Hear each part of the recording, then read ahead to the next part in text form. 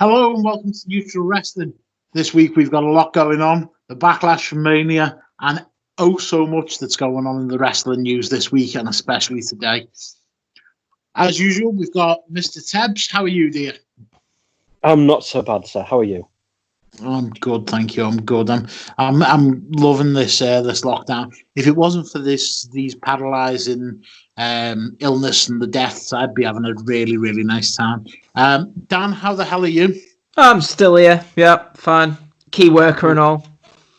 Key worker. Now, speaking of key workers, WWE by the state of Florida has been given an essential worker or essential entertainment worker status.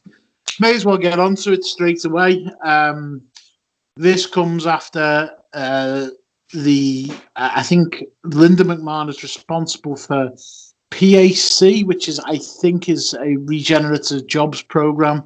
I'm not 100% sure, to be honest. She was the advisor for small businesses, but I think her role has changed. She's given $10 million or $18 million, I think it was, to the state of Florida. The next day, WWE are deemed as essential workers. And the following day, Vince McMahon is named as one of the special advisors along with Dana White, the owners of the Patriots, Mark Cuban, previously of Lucha Underground, and they're part of a special advisory team to Donald Trump.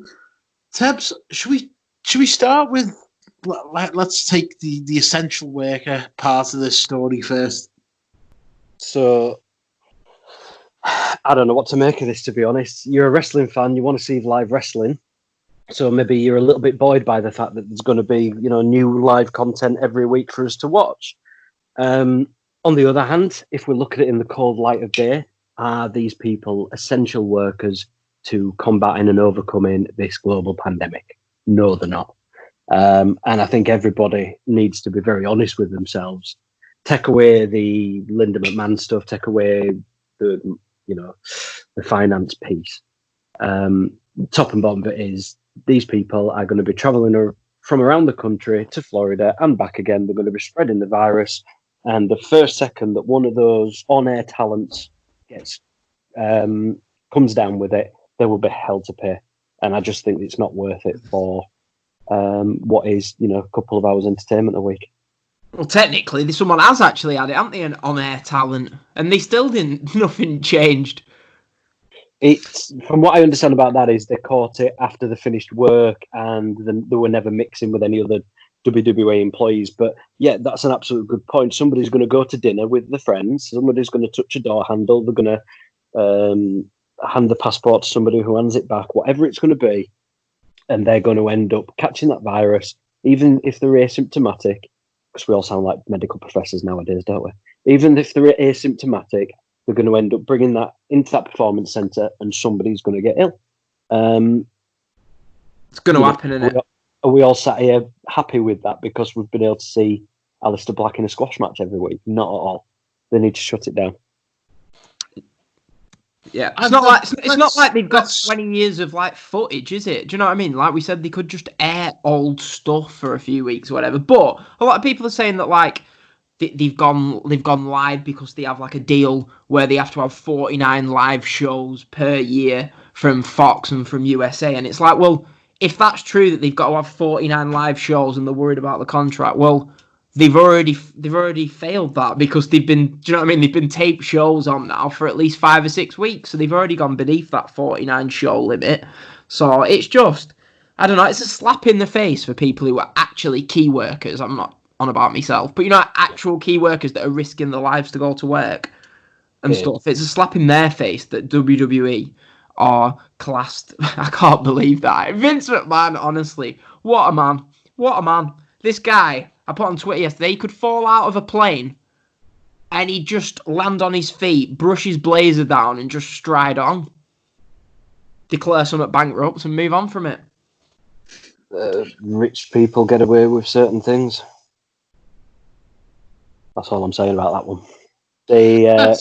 That's true. I mean, just to pick up on what a couple of people have said there, they are apparently going to be screening all the talent to appear on the shows each and every week. Now, that's obviously, from what I believe, you can have the virus. You can be tested and have had it for 3 days and it not to show up on these tests. But by the sound of it, they are taking all reasonable, protection things aside from cancelling it. A lot of people are very happy about this. I've been online today, and there's people, especially Americans, are very much of the mentality of the show. The show must go on, and they're happy to have live entertainment. To be honest with you, I'm not sure of my opinion on it. I'm just trying to play devil's advocate a little bit here, but there does seem to be quite an amount of excitement from viewers that this is going on. Even a couple of people who have said on the BBC News website that actually I haven't watched wrestling for years, but I'd be willing to give it another go as it's live. And this was BBC News America. God, I hope not. Yeah, I don't think they'll be watching for long. No, if this Raw, from the hour I managed to stomach this week, was anything to go by, if that's what's attracted new fans, then they can close the doors. They can come back next year. Honest to God, it really isn't worth it. I don't see. It's the epitome of a first world problem. Life's terrible. We're stuck in his house. We're being told to sit in his house and do nothing, get paid to do it, and it's not fair because there's no new wrestling on. Like you said, it's $9.99 a month for the network. Even if you didn't have live wrestling, you're telling me you've watched every square centimetre of that network and watched every single match. There's always something new to see, something new to do, something new to revisit. Sorry for rambling, but go and ask a hospital or a medical centre, as WWE love to use, in Florida, who are dealing with ward upon ward of contagious, sick and dying people, and you tell me if they want another 5 bringing in because somebody's decided to have a bit of a wrestle. It's ridiculous. I'm sorry. Would you view the likes of Coronation Street or EastEnders as the same? What, would I class it as the same as wrestling? No, in that same opinion, they're still yes. Filming. They're very much, there is no social distancing as such. There's only so much you can socially distance. So you'd say that it falls into the same things that they probably shouldn't be on TV as well. My understanding was that EastEnders and Coronation Street have all stopped filming. Yeah, they have. So, but absolutely for me, this is a very sketchy thing now because you're now going to get people who are looking at the state of Florida and saying, well, if they can do shows, and it's not saying WWE can do shows, it's anybody that brings an entertainment value through media. It's really well worded, but guaranteed you can find some other people, Broadway show producers, who are going to think, hang on, maybe we could do some live shows from Florida. Sorry to interrupt you there, Paul, but you have already had Bob Arum, who's the famous boxing promoter, who said that he wants to get in touch with WWE to see if they can use their performance center to hold boxing fights. Dana White has been no secret to the fact that he's acquiring either the rent of an island or the use of an island so that they can have UFC island fights. These people that Donald Trump has asked to advise, not Bob Arum, but Dana White, Vince McMahon, these are the guys that are putting things on in Florida and in islands and that are wanting to get things moving forward. It's quite, especially after threatening to pull the funding from the World Health Organization, it seems like these, what are considered small stories, are getting ploughed away whilst there's and being made very, very big stories, while the fact that America, the superpower of the world, is pulling funding from the World Health Organization at probably the worst time. And yet we're talking about this. Now, I understand we're on a wrestling show, a wrestling podcast, but this is on news everywhere. It's in the Daily Mail and in England. So the fact that he's threatening to pull funding from the World Health Organization, it's all being buried underneath this sensationalist stuff that Vince McMahon's been made an advisor, and wrestling is going ahead. Yeah, it's just crazy. I'll tell you one thing that I will say from this, Danny, and Tebbs. I think we all know that WrestleMania is going to be going back to Florida in the next few years, don't we? Do you know what I mean? I would not surprise me if it's back in Tampa in 2 years, Orlando in 4 years. There's clearly been something like, well, sort us out now and we'll sort you out with something in a few years. Like, it wouldn't surprise me next 5 years you get a WrestleMania in Florida, in Tampa. I don't know. Miami, hopefully. I won't, I don't think that Florida will have to wait that long to be reimbursed for this, to be honest, because just looking on Twitter here, according to some guy who I don't know who he is, so I'm not going to quote him, but according to him, on April the 9th, WWE was qualified as essential work, and on the same day, Linda McMahon's re-election super PAC donated $18 million to campaign for campaign funds to Florida, which means there's going to be advertising revenue, TV revenue. There's going to be all sorts of stuff benefiting by this $18 million. And it's this super PAC that you discussed at the beginning, because Linda McMahon is the chair of this super PAC, which collects all of the campaign donations, everyone from, Backyard Billy Bob from Iowa donating $1 all the way up to climate change deniers donating millions of dollars. And Linda McMahon is in charge of all these funds, and Florida is already benefiting from this money. And to me, I just think it's disgusting. It's so transparent. Like say, obviously we've got to try and concentrate for what we are on the wrestling side of it. And you made a good point there. Would it put you off watching WWE in the future? No. Sorry, because Tebbs has described it as disgusting, I wanted to put it to him. One thing you need to know about me is I'm a complete hypocrite as well, and I'll openly say I'm a hypocrite, all the way going down to ranting and raving at drivers in the road that cut you up, and I do the exact same thing 10 minutes later. I'm an absolute hypocrite. I'm not going to lie. That's fine. I'm not trying to catch it out, because I've got to be honest with you. I'm the same. None of this would put me off from watching it, and I think Dan's just said the same thing as well. Dan, did you want to go a bit further into that? No, it's not going to put me off watching it, is it? It's like, well, we've had people kill the families, we've had people die in the ring, we've had them running shows in countries that have had people killed weeks before. At this stage, WWE can do anything. We're probably still all going to watch it. We might complain about it. We might come on here and complain about it.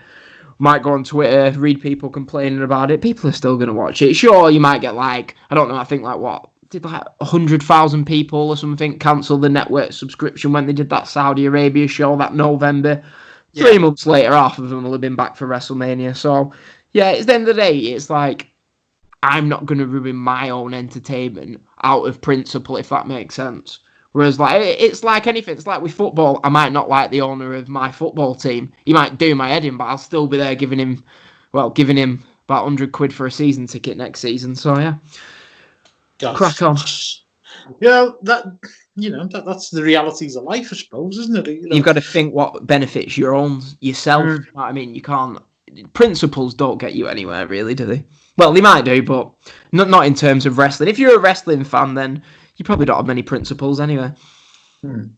We've got the next bit of news that come out, which happened a few days before all this, is that the XFL is now no longer in business. Vince McMahon he sold £100 million worth of his own shares, $100 million worth of his own shares in WWE to form Alpha Entertainment, which is the company behind XFL. And it looks now that it's bankrupt. There was a message that went out to staff, a 10-minute conference call apparently, where people would be told that they're going to be losing the jobs, and it's all been packed up, because it's actually quite a shame, because there was negative press for it when it came in. There was also quite positive press, because ESPN were running the show. It was them who were screening it, so they were putting a lot of positive press out there. They got about 6 weeks into the season, I think, and people were still critical of it, but there was a lot of good press coming from non-ESPN as well. and it seems that every new football league is a failure after a failure after a failure. Unfortunately, this one was completely down to coronavirus and probably bad money management in terms of not having pandemic relief. But I don't think many businesses were set up for something like this. I don't think there's reserves in all but the very top blue chip companies to survive this, especially a brand new business. This is the news that we've had this week. I know neither of you are really big American football fans, but have you got any thoughts on this? Dan, start with you this time. Well, as you know, I'm not really a big rugby fan, but it was just bad timing, weren't it? Really, it might. I didn't ask you about rugby, so we can get back onto the American football. Plum tomatoes, cherry tomatoes, but yeah, it also coincided a little bit with what was it like the same? It is same day. It's a ball you pick up and run with. Same day. Flipping at me, cat just fell off fence. Same day. I was looking out the window. He's all right. Mutual Wrestling bringing you all the top stories as they happen. Where was I going with this? Well, the same day he announced that SmackDown went from taping 5 weeks, which was the sensible, do you know what I mean, the right decision, and then what? They went from that to, we're back to running shows live. So I don't know if the two were linked. Maybe he was just having a bad day and he thought, well, coronavirus is affecting the XFL, so sod it. It's not affecting the WWE. All things carry on as normal. So yeah, do you know what I mean? Everyone can wrestle, then fly back and forth, give it the wives, give it the kids, give it the granddads, fly back to the performance centre and come back, like we were talking about at the start of the show. But yeah, I don't know. As I say, I think Tebbs might be better speaking about this. Are you a egg-chasing fan, Tebbs? I've never been a big fan of American soccer. One of my colleagues at work is big into his NFL and all that, and it bores me silly. But I appreciate it as a game, don't get me wrong. But I asked him about the XFL when it first started, and he says he caught a couple of games. And usually he's quite, I hope I don't mind me saying, he's a bit snobbish about his sport. You know, he likes it to be sort of, if he's watching the elite level, there can't be any mistakes and things. Yeah. And he said he was quite impressed. Now, that's about as the length and breadth of the conversation, but I think the expectation was that it was coming in, you know, you say recently, 20 years ago it was tried before. I think they've made it a much more mature product. I even tuned in for one of their games. Got bored silly after 20 minutes, but I'll give it a go. To me, to try anything once, Dan. Sorry, Tommy. You know what? Ultimately, of all the bad news stories that have come out this week, this is the one I feel most sorry for them for, because they took the product that failed miserably last time. They've tried to do it again. They've tried to produce an alternative, which, you know, if anything, is that not what AEW was lauded for when that first came about? It was this indie, rogue, young upstart promotion that was offering a difference to the establishment. That's all that XFL tried to do against the NFL. And I appreciate them that for it. And as it was something so far out of their control that, you know, any new business, even Bob's Biscuits on the street corner, any new business within your first couple of years won't make money, let alone have the cash reserves to sustain an entire furloughing of all your staff, teams, players, etc. So I just feel bad for them in that respect, to be honest. They tried something new and it didn't take off.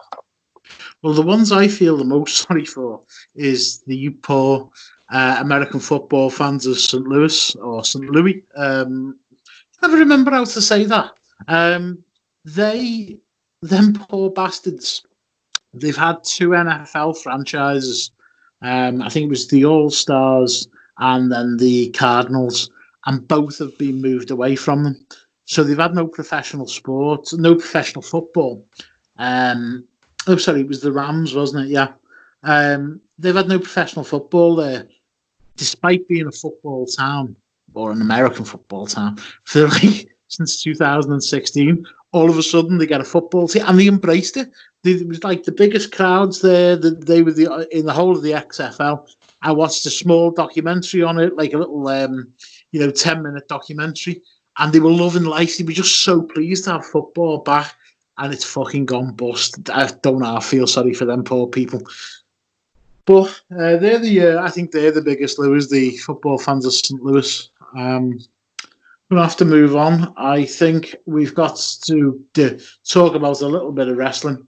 The Revival have been released and wished well in all the future endeavours. Tebbs, thoughts on this one? It was going to happen. I was more surprised by the fact that they don't have a non-compete clause, and I think didn't one of them have 3 or 4 months longer on his contract? Yeah. So you know what? I think Vince will know where they're going to go, where they're going to end up. I think everybody on his dog knows where they're going to end up. He could have played silly sods with them. He could have kept them waiting. He could have not given them a release. Fair play. I hope to see him soon, because I've only ever seen bits of him in NXT and the main roster. I've never seen anything else from them. So it'll be interesting to see if they can, to see this reputation of theirs backed up week in, week out. I would like to see them before they go to AEW full time. I'd like to see them do a little tour. I'd like to see them in NWA. I'd like to see them in Japan before settling there. Maybe a couple of shows over in England. Who knows? It's just the timing, isn't it? That's the only problem. Yeah, exactly, mate. That's what I was going to come on to. If it was a normal circumstance, then I'd love that to happen. I don't think we're going to get it. But saying that, Moxley and Jericho both go over to Japan and do their little bits and bobs, so we might see something. But I would have loved to have seen them in the tag league. What, the New Japan one? Yeah. The problem is with it, with New Japan, they don't really have. Do you know what I mean? They don't really put much thought into the tag division, do they? Do you know what I mean? What is it? Oh, let's just have Evil and Sonada. Do you know what I mean? They can just win. Guerrillas of Destiny. Guerrillas of Destiny. There's not really many teams for them to really go with there. Obviously, they just started the Tanahashi Ibushi team. I won't mind seeing that match, but yeah. The thing is, though, like we say, I mean, Moxley was scheduled to be at OTT, so these guys going from WWE to AEW do have the leverage to say, look, we want to work some indie dates. We want to work in New Japan or whatever. So, do you know what I mean? There still is time for that. Tebbs, you were saying that you'd not seen the best of them. They went to the main roster, which is crazy to think, Danny. We was in Orlando at the Amway Center when they got called up. That was 3 years ago. 3 years, and what did... I know there was a few injuries along the way, but really, in those 3 years, what a complete waste. If you're a tag team in WWE, you might as well just get out now, because they're not going to do anything with you. And if they do, what are you going to be? It's like the Viking Raiders, the War Raiders, the Viking Experience, whatever they are. I bet they must be kicking themselves that they signed with WWE. Because, do you know what I mean? The pinnacle of the tag team division, what's going to happen really to you? You're going to be tag team champions in a division that WWE don't care about. And then you'll probably be randomly split up for no reason. Do you know what I mean? And then you'll just flounder. So yeah, for me, if you're a tag team, the thing that you need to be doing is trying to get to AEW. All the best tag teams are there. We've seen the best tag team match in the last few years take place there. So yeah, it's a great move for the Revival. Tebbs, if you're looking for some matches, the Revival to watch, did you watch it, Danny? The series with American Alpha? Yes. All those years ago. It was great. I mean, this is the thing. People will say, and we know what it's like on Facebook. There's AEW fanboys, there's Japan fanboys, there's WWE fanboys. Now, WWE fanboys are all coming out and starting to say, and they make a fair point, well, they've given them 3 title opportunities, they've given them three tag team champions, they've given them the NXT championship. What more could WWE have done? And I think you're absolutely spot on in what you say, because maybe there wasn't much more in WWE's current structure and historical structure as well, because WWE has never, ever had tag teams on top in big shows. They never have. Think of ECW, think of AEW just recently. They can headline a show with a secondary title. Doesn't have to be the grudge match feud. It doesn't have to be the world title. It can be done by a television title. It can be done by a tag team championship. WWE's never done that. Even when it was back in the 80s, they never had tag teams working on top. Just the way it is. Yeah, it's like they've been building that. Some of the matches that you got to look for, they've been building this Revival Young Bucks match for years now. The whole the Revival thing. So they've been setting the foundations for this for years. But although that's the match everyone's like, Young Bucks Revival, I can't wait for. Do you know what I'm excited for? To watch the Revival try and slow down the Lucha Brothers. I think that'll be a really interesting match when those two teams face each other. Because obviously the Revival like to slow things down. Do you know what I mean? They might target a body part. Do you know what I mean? Proper old school tag team wrestling. They're like the kings of old school tag team wrestling from this day and age. And then you've got the Lucha Brothers who are just like... Do you know what I mean? If you think back to those early episodes of Dynamite, all you'd hear each week is, oh, JR complaining about how the Lucha Brothers don't follow the tag team rules. They don't hold the tag rope, stuff like that. So I'm really looking forward to that. And obviously you've got Kenny Omega, Hangman Page, who are the tag champions against the Revival. So yeah, the AEW tag team division is looking great, really. But yeah, I mean, go on, Danny. No, I'll let you go ahead with that one, Paul. Well, no, I was just thinking the other day about when you'd have them debut. So obviously, yeah, if they're free to go and do indie dates around AEW, that's fair enough. But I think one of the things that's hurt Brody Lee and Matt Hardy so much is because they've debuted to no crowd. And yeah, Lance Archer as well. Lance Archer as well, yeah. No, he was about when there were a crowd, but his first match was without a crowd. And I think to have if you're going to have the Revival, imagine that moment when the Young Bucks are stood in the ring saying, you know, who else is the first to fight, etc., and the Revival come out, the pop that'll happen will be incredible. It'll be a good moment. For me, I think maybe Vince knows that. That's why he's let him go now, free to go off and do what you want, because right at this minute is not the time they should be brought into AEW. I don't think, anyway. I think if you want to announce stars, you can't have their debut moment replayed for the rest of time to be them walking out in a sports centre. I think they'll have him, Tebbs. Although I was thinking the same thing. I think the first time you're in front of that live crowd, just have Page and Omega come out or whatever, and then just have the Revival's music hit or whatever. But with the news that they're not, I know, like I said, we didn't need to talk about this, but the news that Double or Nothing is now going to go ahead.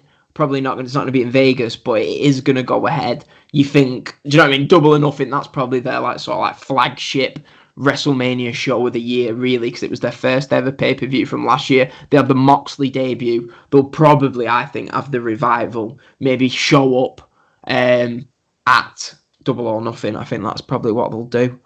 But so the thing is, we don't know. Do you know what I mean? What do you do? For all we know, they might not be wrestling in front of a crowd for the rest of this year. So what do you do? Do you have Revival sit at home for 9 months? I know ideally you want them to debut in front of a crowd, but you're not going to But you're not going to give them a contract now, knowing you're not going to use them for 6 months.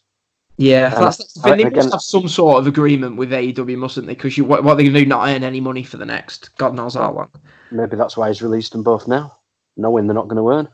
You need to tell me, Tebbs, you think Vince McMahon has done something out of pure spite? Doesn't sound like the man I was sat with at Asda last night. It sounds, if you start thinking of it like that, as in, you know, if somebody knows their plans, or Vince knows the industry well enough to know that they're not going to get a good run in AEW for at least six months, why is he going to pay to keep them sat at home doing now? When it can release them now, look like the kindly gent, giving them their release, knowing damn well they're either not going to work for 6 months or provide AEW with an inferior storyline to what they'd ideally want. I don't know. It's fucking horrible, isn't it? When you start thinking so cynically, but I hope they do well. I really do. I think we all wish them well, and it's if anyone's wondering about why Dan was in the Asda with Vince McMahon. It's because he had a sex dream about him last night, which took place in Preston, Asda. So we're going to move on. And Tebbs, I think you wanted to mention something about wrestling Twitter, didn't you?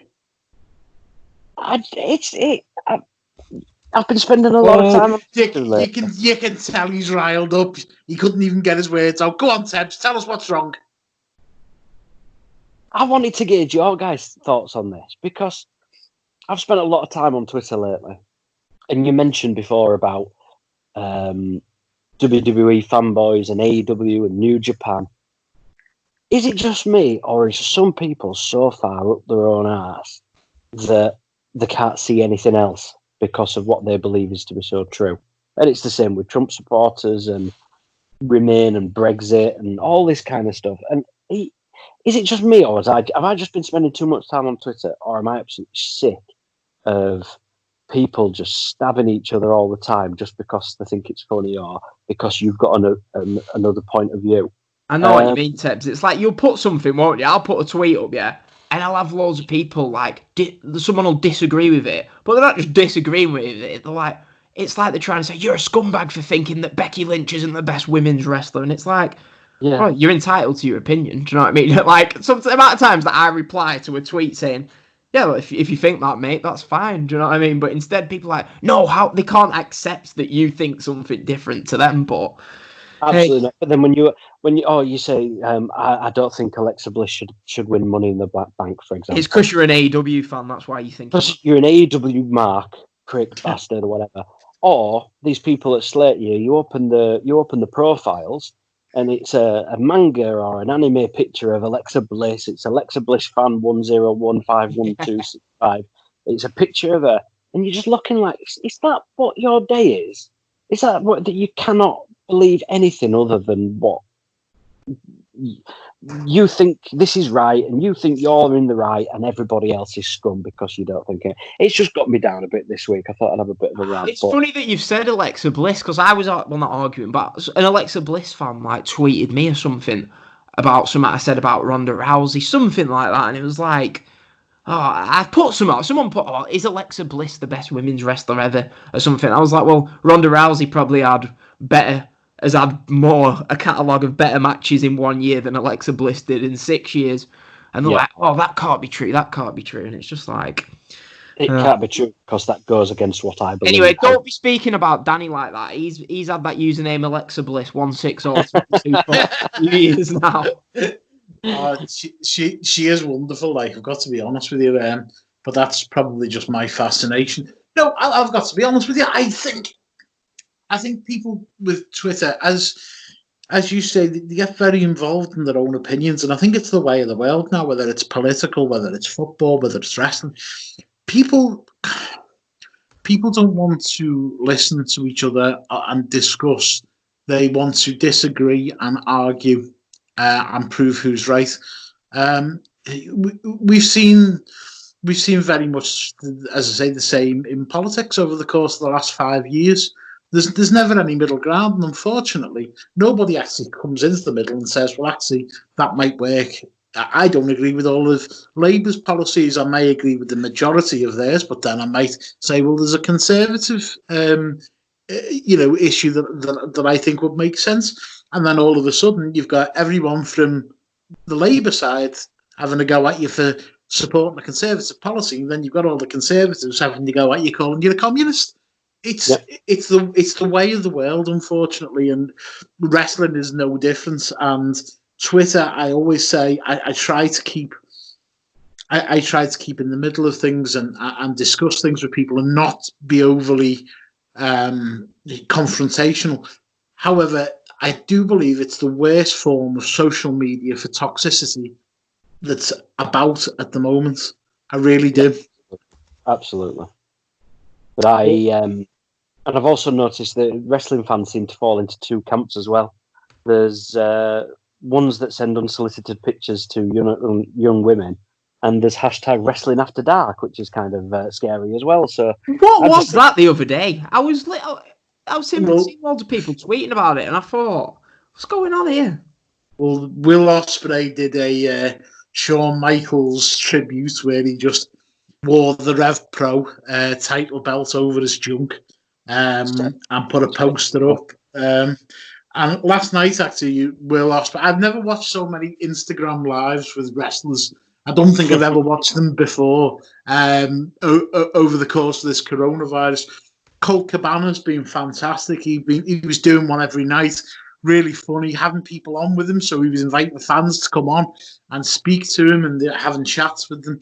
And then this one particular night, he just gets a torrent of anti-Semitic abuse from a number of trolls that had obviously organised themselves to have a go at him.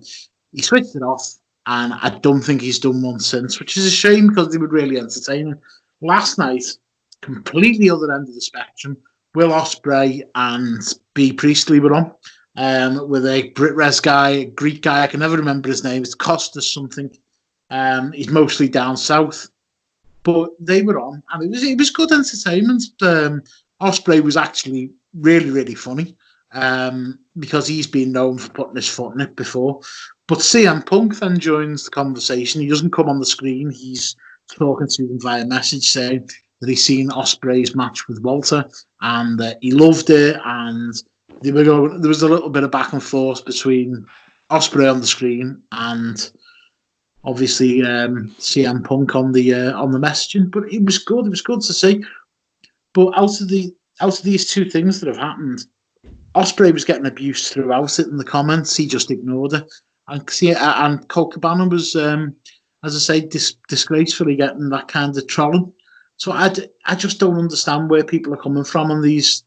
You know, they're not normal people, are they? No.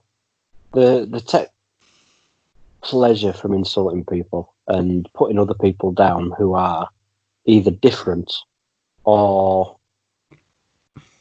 Well, there's nothing else to it, really.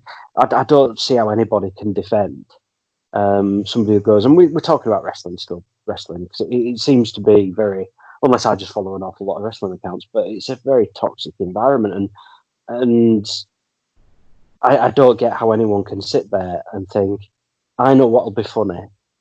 And don't get me wrong, I've messaged people with abuse before, but there's a reason behind it. I'm not messaging somebody saying, I don't like you because of the God that you pray to. Fucking hell, who gives a shit?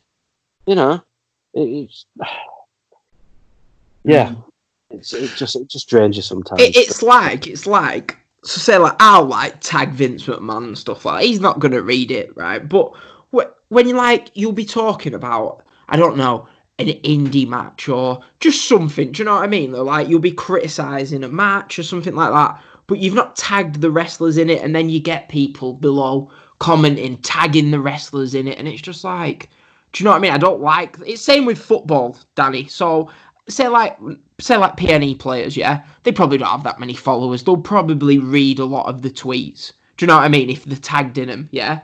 If people want to go and search their own name, then that's their own fault if they're reading criticism. Yeah, I don't like it when people criticize people and tag them in the post because that's going to pop up on their phone if they've got notifications on. I mean, it's all right to say criticize someone who's in the spotlight if you want, but to tag them in it, I think there's a bit of a difference. Do you know what I mean? Because then, like I say, if people want to search if I'm, I don't know, Tom Barkhausen, and I want to search Tom Barkhausen, that's Tom Barkhausen's choice, innit? But when people are tagging him in the post and stuff like that, I just think it's a bit. I don't like stuff like that. People do it. No. They want a reaction as well.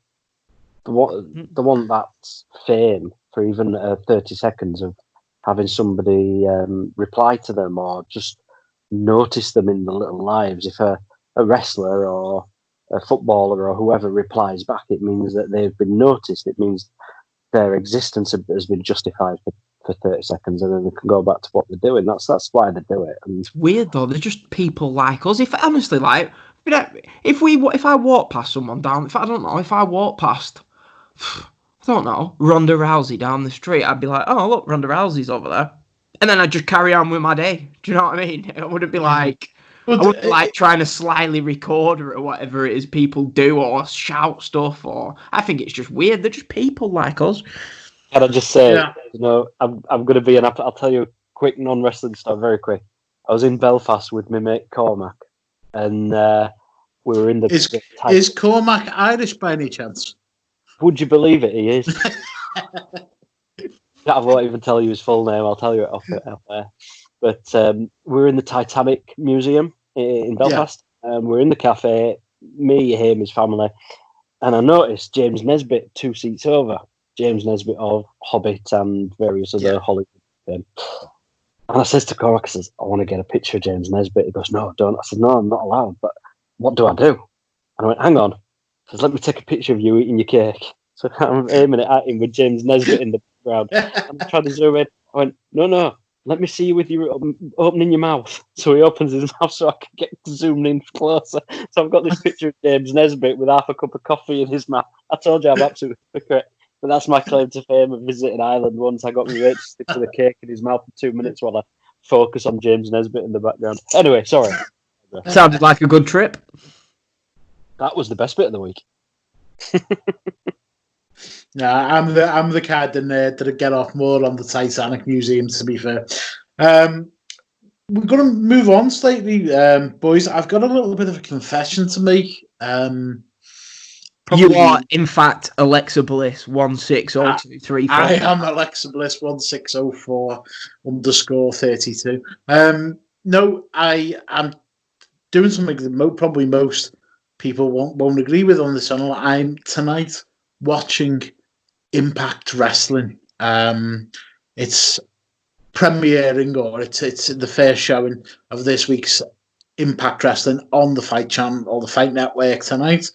And I'm going to be having a Zoom meeting with Joe, who's helped us out on the podcast before, and Kurt, and we're going to have a little drink because it is, of course, Whiskey and Wine Wednesday. And we're going to be watching TNA, or as it used to be TNA. And do you know what? I'm actually quite looking forward to it. I'm looking forward to the fact that I haven't seen it for a while, so it might be good. I'm also looking forward to the fact that I'm having a little drink with a few of my mates that I haven't really caught up with while all this has been going on. So that is my main things for looking forward to. What have you guys been watching this week, last couple of days? I've been watching Ozark, a series on Netflix, which it's all right. It's passing the time of day. But yeah, wrestling wise, I don't know. I watched Raw in about 35 minutes. It was all right. It wasn't. There's nothing to talk about really. But yeah, watching a lot of Ozark, bit of Made in Chelsea. That's me. You know I know somebody from Made in Chelsea, don't you? I've told you this before, haven't I? Yeah, who is it again? Well, yeah, it's a mate of a mate. We'll talk off air in case he's listening. Don't think he will be, but Tebbs, what have you been watching this week, wrestling wise?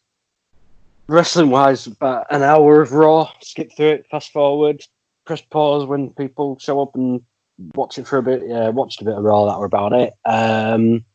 Watched. I'll tell you what. I did watch those Broken Skull. Did you? This is what I was coming on to. I was hoping somebody would watch that. The Ric Flair one. I'm really going to upset you because I've watched them all except Bret Hart and Ric Flair, so I've still got them two to watch. But I've smashed all of them. So next time I've watched the Brawl for All and the what's the dude's name? New Jack.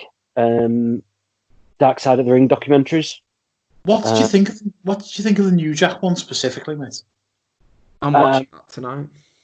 I was very uneasy. Yes, I was. During the mass transit piece with the video, I put it on Twitter, and I doubt New Jack listens to this, but God forbid, please don't give him my address. I'm going to tag him in it. Yeah, tag him. Hashtag look at this prick. I was watching the mass transit piece, and I went from watching a wrestling documentary to feeling like I was watching a crime. I was watching the video. You know, one of these videos that get circulated on Twitter, and it's, quick, watch this before they take it down. One of those kind of videos you're not supposed to watch. And I'm watching a 17-year-old boy almost get scalped by a violent drug addict in a ring. And it makes you question, what is wrestling? The video that went around the other day of somebody doing a chokeslam, I think, onto a cinder block. Oh, no, they just hit... No, sorry, it was a guy wrapped in the ropes and he just had the brick hitting on the head. And somebody said, is this wrestling? I says, no, it's a man getting hit in the head with a brick. It's not wrestling. Well, to me, it's not. Other people, each to their own, You see, for me, that wasn't very shocking because I've seen that video time and time again over the years.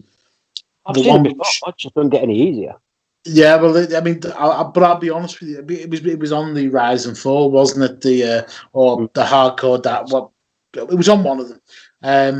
But the one that got me was the one at the end, which obviously I don't want to spoil for Dan. He's got this to come, but the end scene or the last incident it was absolutely sickening, to be honest with you. It was very uneasy for me to watch. I know people that loved it and think he's a legend. And I'm trying to. Yeah, I think I know the one you mean. It's the last one. It was there were very few people in the room. Yeah. That was that again horrendous. But then the Brawl for All. To me, that wasn't. I don't know if I'm being too specific with it, but when you say the dark side of the ring, well, that was a gimmick match that didn't work. I wouldn't say that's a dark side, other than the fact that Bart Gunn was fed to a professional boxer at WrestleMania to humiliate him. But they were both really interested. But yeah, so I'm interested. I mean, the Jimmy Snuka was on last night. I'm going to try and find that today. I watched that this morning. It was very good. Is it? I've read bits on it. I think it's the first time I'll have been told the story, with a balanced view to what happened or what didn't happen. But everything I've read up to now, it doesn't look good. So I'll be interested to watch that one. In terms of non-wrestling, It's Always Sunny in Philadelphia. Have you two watched that? I watched the first couple of episodes because everyone was raving about it, but I'm not a big TV fan, so it's an adult sitcom. The second series onwards is fantastic. Danny DeVito in that is absolutely hilarious, and that was something I found about 3 weeks ago, and I finished all 14 series of it now, so I've got no thoughts. And Schitt's Creek on Netflix, I've watched about a series of that, and that's quite good fun. Eugene Levy from American Pie. Yes. Yeah. Rich businessman falls down on his luck, ends up living in a motel. So it's the Alan Partridge of America, really. But it's him and his family, and I've enjoyed that. So yeah, I've been keeping myself busy, trying not to stare at the walls too much. That's about it. What about you? What have you been, apart from your Impact? What have you been catching up on? Well, I'm watching that tonight. I watched bits of Raw this morning. I was ashamed to say that I found the Drew Galloway Andrade match very entertaining. My thoughts on Galloway or McIntyre. Sorry, call him by his real name. Well, I struggle with that. I called John Moxley for years when he was Dean Ambrose, and now I'm still calling him Dean Ambrose. So it's just me being a bit of a dope. But yeah, there's a few good things on Raw. There was nice to see the Viking War Machine, as they used to be called, Viking Raiders or whatever they're called now, come back. It looked like they botched a spot for the finishing move. Nia Jax back on. You couldn't see that coming, could you, after all the issues we've had? We've had Ronda Rousey very much in the press. Now, I'm convinced it's a work. Is there anyone who's not? It's a work. I would be flipping out. So as soon as I seen what she'd put, and then she put it again, and then you've got WWE. For people who don't know, she basically just said that wrestling fans are a bunch of whiny bitches, which she probably thinks, which I think, which a lot of people think. I'm one of these whiny bitches, yeah? But the thing is, she's put it for a reaction. She's got it. People stupid. She did this leading up to WrestleMania 35 to get loads of heat, on her own little show, and everyone went mad at her for breaking kayfabe. Kayfabe, go on the WWE Network if you want to break kayfabe. But here you go. But yeah, as soon as I saw it, I thought, oh great, Ronda's coming back, definitely next year at WrestleMania, maybe even sooner. And everyone's having a meltdown. Do you know what I mean? As soon as you see Nia Jax tweeting about how she's gonna sort her out or whatever, I thought, well, Nia Jax is trying to get a match with Ronda Rousey. We've already seen that, but Nia Jax and Ronda Rousey got on fine as far as we know. Last time, I can't imagine Alexa Bliss being the sort of person who badmouths anyone. From what I've seen. So, to me, it just says, Ronda Rousey is coming back, which is great for women's wrestling, because Ronda Rousey was the best thing to happen in WWE's women's wrestling, as I have gone on about constantly on this podcast, in history. She was great for that division. And if you don't think it, all you need to do is go back, watch the 20 minutes of her match teaming up with Kurt Angle at WrestleMania 34, which was, to this day, one of the best things that I've seen live at WrestleMania. So, yeah. No, that's good. And what also happened was the night before Ronda said anything, was WWE did a live video, and I don't know whether it was the bump or it was something. He went live on Instagram. Again, I'm watching a lot of Instagram lives.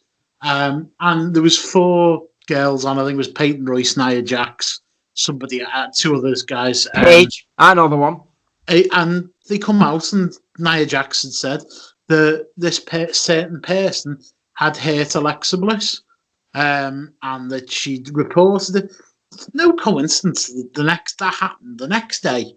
It makes a few headlines in the wrestling press. The next day, Ronda says that. The day after, Alexa Bliss says she has no, bad thoughts towards Ronda. Then Nia Jax is saying she doesn't care who she. It's all a choreographed screen. Now, the thing that gets me is that people are kicking off on Twitter and Facebook saying, "Oh, it's terrible that she says all this." Are you fucking stupid? Enjoy the storyline playing out. Don't get on fucking. Sorry, Paul. Go. No, sorry. Even Alexa Bliss's number 1 fan in Danny sees no problem with it. So do you know what I mean? People calm down. Pigtails. No, the thing that takes me to the edge of being worked, and then I take a step back, is referencing it as fake fights. And I think she's very clever if she's used that language, because that, for me, as a wrestling fan, there is nothing that fucks me off more than somebody coming in and going, "Oh, you watch wrestling? You know it's all fake, don't you?" No, I didn't actually. I'm sat here with a 4-year-old mentality. Nothing annoys wrestling fans more, and I'm sure I can speak for 95% of them. Yeah, you're talking for me, Tebbs. It annoyed me when I read it for the first 20 seconds, and then I thought, yep, she's done a job. Yeah, but then I'm like, that's what she's doing. But then I kind of think, I don't want you doing that, because you're just giving ammunition to non-wrestling fans who don't understand it. And then I'm thinking, you're very clever about what you've done. So it is an absolute work. If she comes back to SmackDown and never meets Alexa Bliss and Nia Jax in the ring for another year or 2, then it's pointless. But Ronda needs to be on SmackDown. That's the thing. Alexa Bliss was out in, I think it was August, September 2018, maybe 2019 with it was 18 with concussion. She was out for a long time. That's why she was hosting WrestleMania, because it was on and off whether she could come back. And I just wonder whether something happened with Rousey that caused that. Yeah, was she faced Ronda faced Alexa Bliss, didn't she, at SummerSlam in 2018? There you go. And then from after, so there you go. So it was around from September onwards where Bliss wasn't allowed to be in the ring because she had a concussion, and that's why she hosted WrestleMania and wasn't wrestling, because she was still on and off as whether she could. So maybe something's come back from that. But for me, it's that kind of, there's 2 sides to it now. If she goes on Raw, she can go through Jackson Bliss before she gets to Baszler and Lynch, and it makes a great storyline that started now.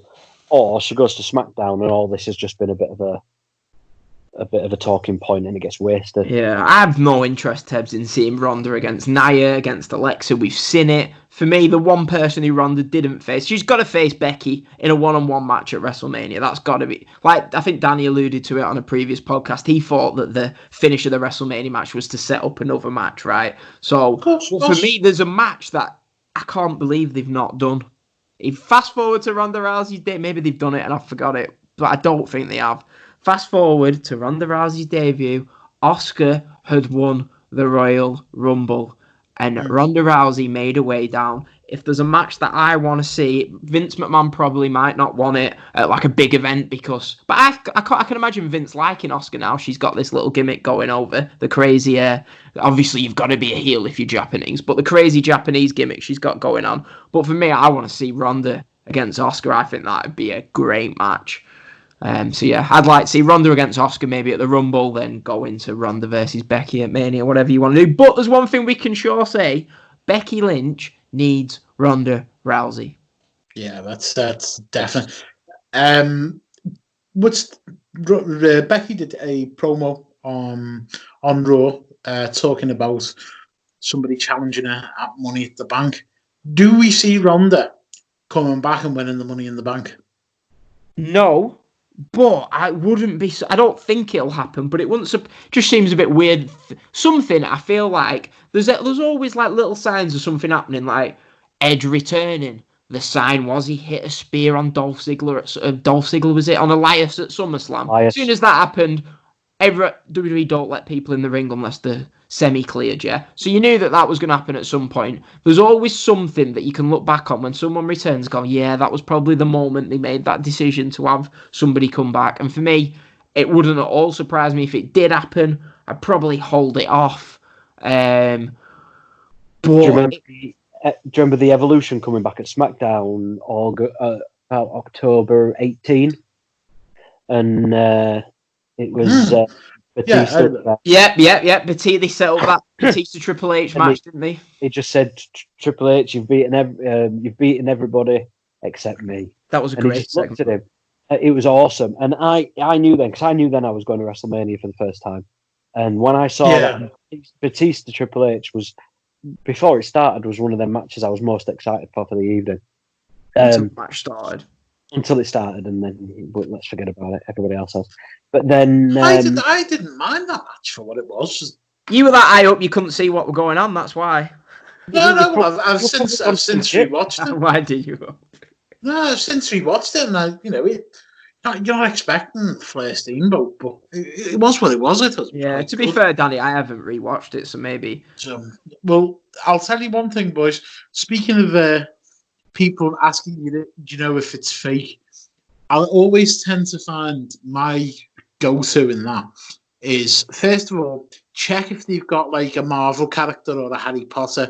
Harry Potter's the best. I mean, whether you're a fan or not, if you have, say, a Harry Potter on their Facebook, something like a frame or anything like that, and they have a go at you for watching fake wrestling, say you do know you've got a Facebook frame of a wizard child.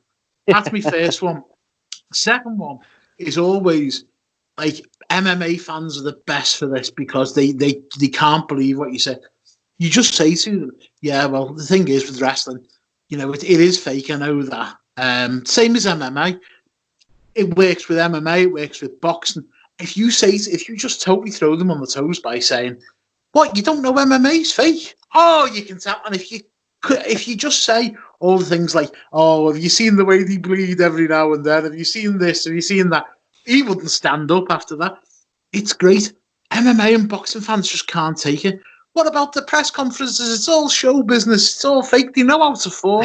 When you say that to an MMA fan, it's the best thing in the world, honestly. And they just go off the foot. They can't handle it. It's like the computer just blows up. Yeah, that's like my response, Danny. Boxing is quite popular in England, I feel, at the moment, right? And so people will be like, oh, what do you watch wrestling for? Do you not watch boxing? And I'm like, yeah, I don't mind boxing, but my problem with it is, it's just a bit too scripted for me. Do you know what I mean? I'm more into like, the wrestling is a bit more like, whoa, let's call it in the ring. Whereas like the boxing, it's a bit like, yeah, let's have a bit of a pull apart at the way in. Do you know what I mean? We'll maybe go the full 12 rounds, set up a rematch. We'll have a dodgy referee decision. Then we can have the third match. So yeah, it's a bit too scripted for me, but I can see why you like it. Yeah, that's normally sort of. And as I say, this comes from me, who's a big football fan, a casual boxing fan, a casual MMA fan. I'll say the football's fake as well. It doesn't bother me, but it's usually the best. But because people aren't used to hearing that argument, so it just completely blows their heads. One thing I did watch this week was I rewatched, and I made myself cry a little bit. I didn't really cry. I watched the CM Punk Best in the World documentary. And Dan, I think you said it best. When I told you to watch it and I felt emotional, what did you say? Well, I don't know. He told me about a girlfriend situation with CM Punk. I can't remember. I know what you mean. What you said was, it's like you got rid of the best girl you'd ever been with, the best looking girl you'd ever been with, and now you find out she's with a better looking fella with a bigger cock than you. Oh no, that's what I'm saying. You could accept it if she left you for that, but to just leave you because she doesn't love you anymore, do you know what I mean? That's like CM Punk. He didn't even leave us for something better. Do you know what I mean? Something better he could enjoy. He just left us because he didn't care. That's worse than anything. So yeah, CM Punk, if you're listening, I don't even know. I don't even want you back Okay, anymore, mate. Do one. Been too long. All right, before it starts turning into an Adele song. Adele? So before we sing a song from Adele about how much we miss CM Punk. As we were up overnight to play. Anyway, I think that's the wrong song, actually. What's the Adele song? Well, just in case we breach any copyright laws and sing terribly, we should probably move on. Although I will ask you, what's the only computer in the world that sings? Adele. Oh, I've got one for you here, right? You're both under the thing here, right? So a girl messaged me a riddle, right? A riddle, yeah? Right? And I'm awful at stuff like this. And I don't know what was going on. I got it in about 5 seconds. And I was like, she was like, well, you must have known that, I read it before. And I was like, I actually haven't. I was shocked. I'm terrible at them. Let's see how long it takes you to, right? So, what letter has an E? No, let me get it right here, right? What has an E at the start of it, yeah? Yeah. An E at the end of it, and a letter in the middle. An E at the start of it, an E at the end of it, and a letter in the middle. Yes, Danny.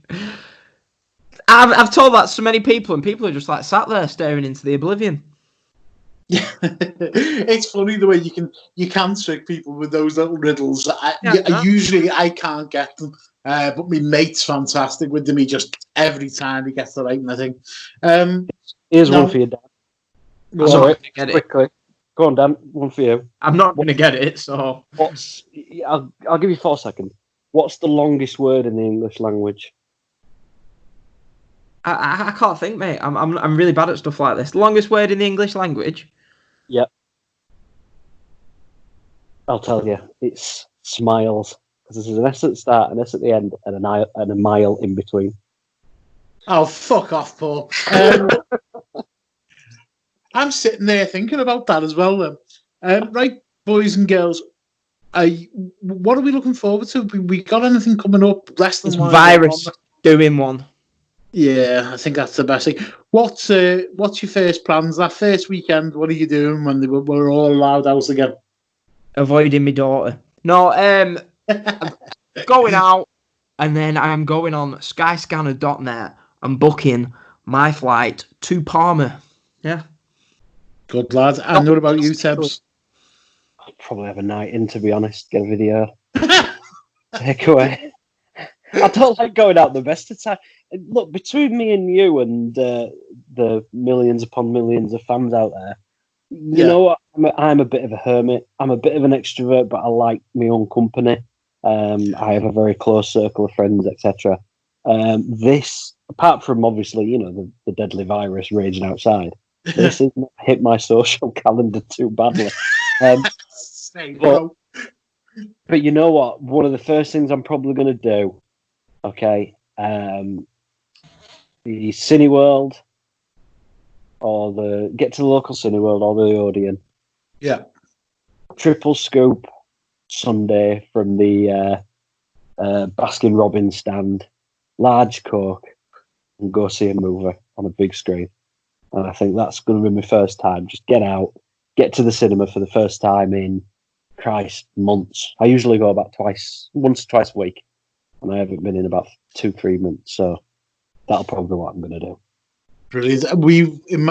I live in a village in Liverpool, and it's got the oldest independent cinema. I think it's in the UK or England, and it's a single screen cinema.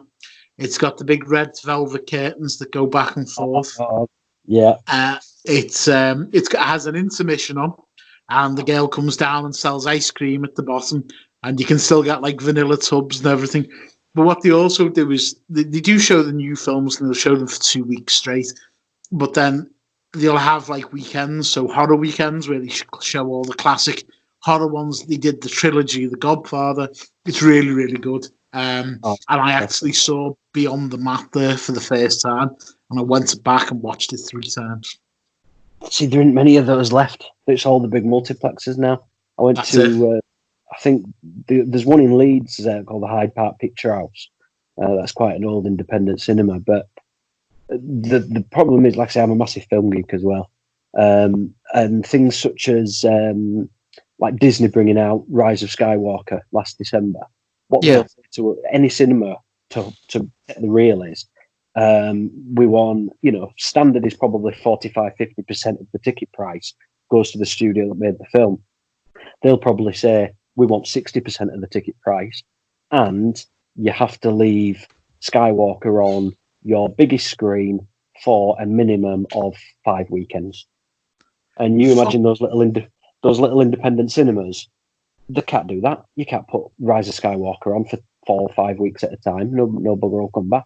And they're really being dragged. And this is a big worry as well, this virus. You think, we're talking about wrestling right now. There are, you think every business out there, a cinema. Imagine what the rents are on a cinema that people can't pay at the minute. We could see a big change. When we open them doors, there might not be a cinema or a wrestling gig to go to. They might all have been put out of business. We don't know. So let's just enjoy what we've got for now. Well, that's it. And I hope by saying that you haven't given Vince McMahon any ideas about all these pubs that are charging people to come in and watch the likes of Royal Rumble or Mania. He'll probably be taking a percentage of every ticket for the $5 or whatever it is. Dan, have you got anything to end on, mate, that you wanted to speak of? No, not really. Not really. Tebbs? No, I'm done. No, good. All right, well, from the counties of Merseyside, Lancashire and Yorkshire, we wish you a good week. Thank you, everyone. Don't forget to subscribe and like and comment. We really appreciate every interaction. Thanks very much.